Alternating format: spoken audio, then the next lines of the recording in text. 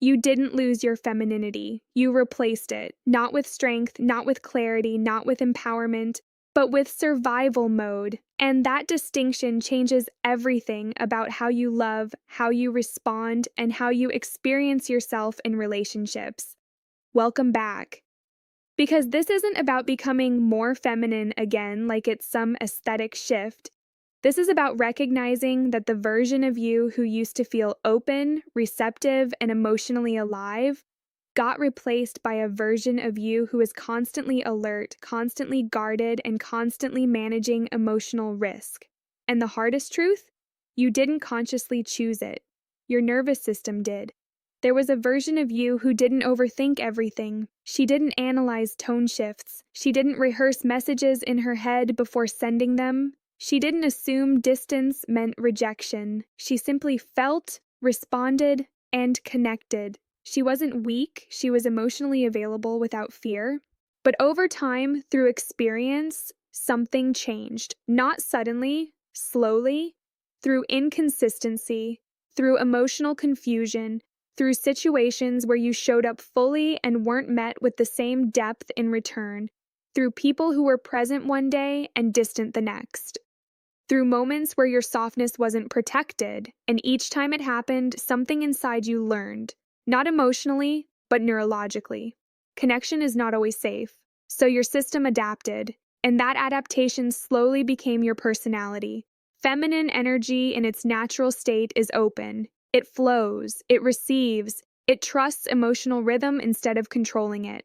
But survival mode does the opposite. It tightens, it scans, it calculates, it prepares for loss before connection even stabilizes. And this shift is subtle. You don't wake up one day and realize, I've changed. Instead, you start noticing small things.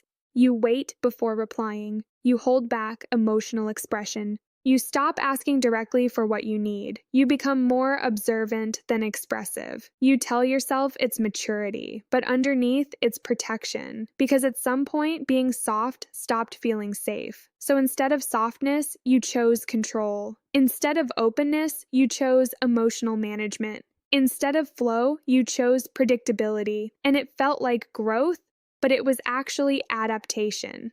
In survival mode, you don't stop loving. You start monitoring love. You start tracking behavior. You start interpreting silence. You start measuring consistency. You start protecting your emotional exposure like it has a cost attached to it, because it does. At least, that's what your past taught you. So now you don't enter connection freely. You enter it cautiously. You don't trust presence immediately. You wait for proof. And while this feels like wisdom, there's a hidden cost. You are no longer experiencing connection fully. You are managing it, and management is not intimacy. It's control disguised as awareness.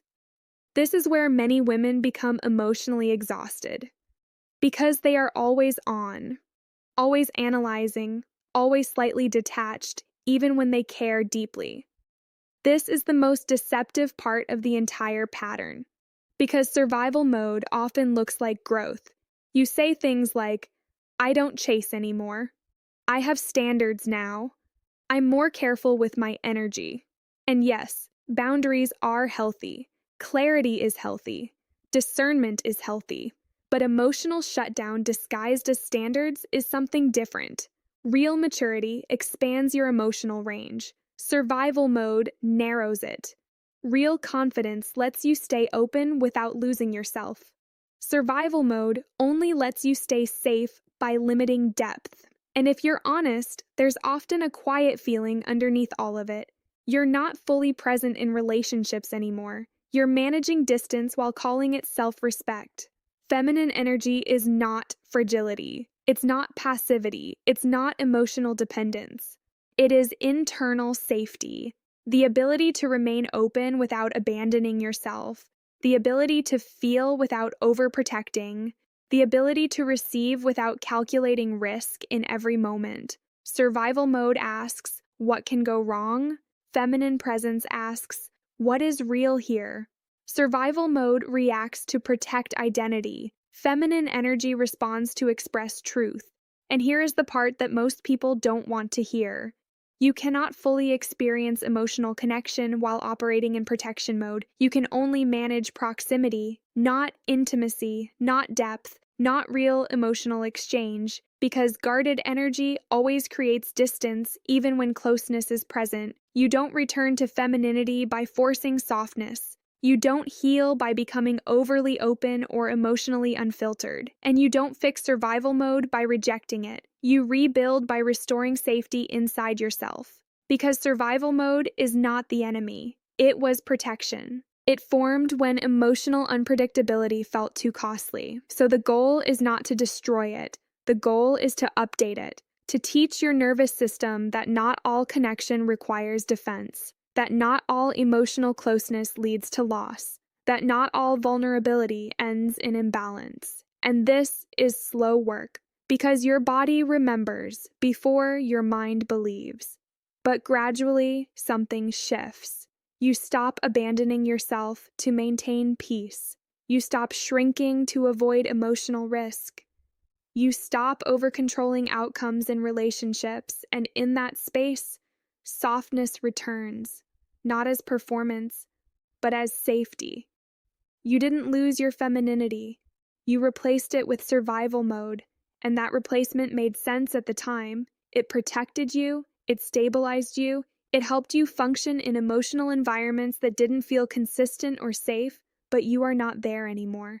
And the same system that once protected your heart is now limiting your depth of connection. So the real transformation is not becoming softer. It's becoming safe enough internally that you no longer need to be guarded all the time. Because femininity was never gone. It was just waiting for safety to return. And when it does, you don't force it. You allow it, naturally, quietly, without fear.